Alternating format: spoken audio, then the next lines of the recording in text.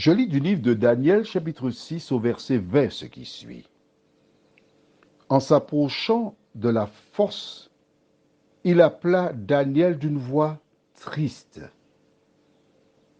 Le roi prit la parole et dit à Daniel, Daniel, serviteur du Dieu vivant, ton Dieu que tu sers avec persévérance, a-t-il pu te délivrer des lions? Prions. Notre Seigneur et notre Dieu,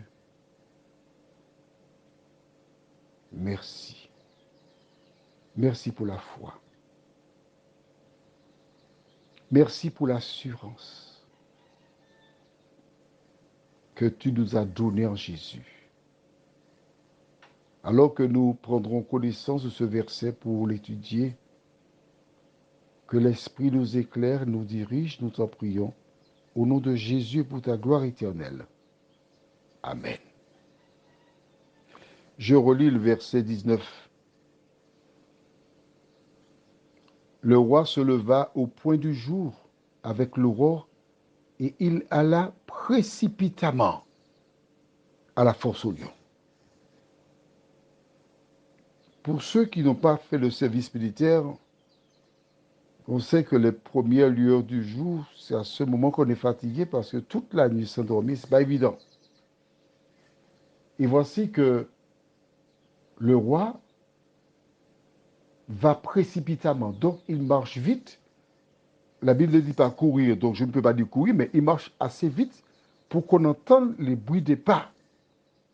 Les soldats qui sont près de la fosse, quand ils entendent les bruits, ils ouvrent les yeux, ils aperçoivent le roi. Donc, ils s'arrangent, quoi. Et là, ils entendent le roi qui parle d'une voix triste à Daniel. Que dit-il à Daniel? Écoute bien, il relève un mot important.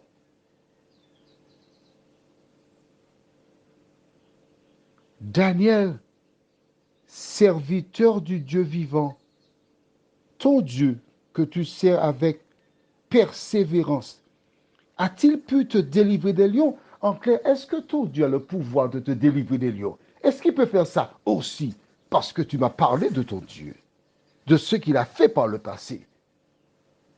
Tu dis qu'il est le Dieu tout-puissant, mais jusqu'où va sa puissance? Est-ce qu'il peut faire ça aussi?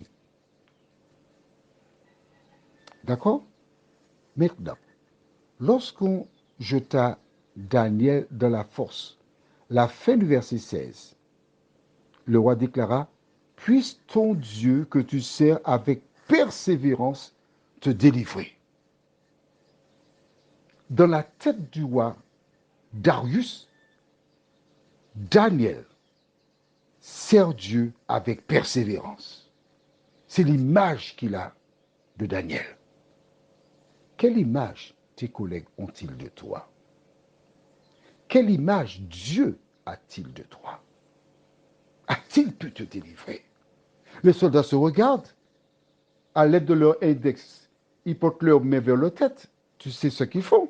Mais si, quand on perd la boule, on passe l'index, on tourne l'index. Qu'est-ce qu'il raconte là? Il aime tellement Daniel qu'il pense que les lions vont laisser Daniel là comme ça, puis il en vit. C'est pas possible ça. Mais le roi avait cette conviction que le Dieu de Daniel a des pouvoirs. Et toi, connais-tu l'étendue des pouvoirs du Dieu de Daniel? Le tien? Prions. Notre Seigneur et notre Dieu, merci.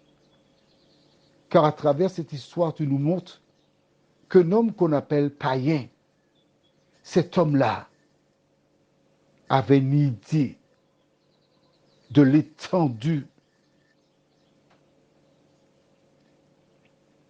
de tes pouvoirs. Merci Seigneur. Nulle part avant Daniel, il y avait des récits de ce type. Il est le premier. Mais la foi de Darius lui permettait de croire que tu as tout pouvoir. Seigneur, nous te remercions pour ta parole. Aide-nous chaque jour à la méditer, nous t'en prions.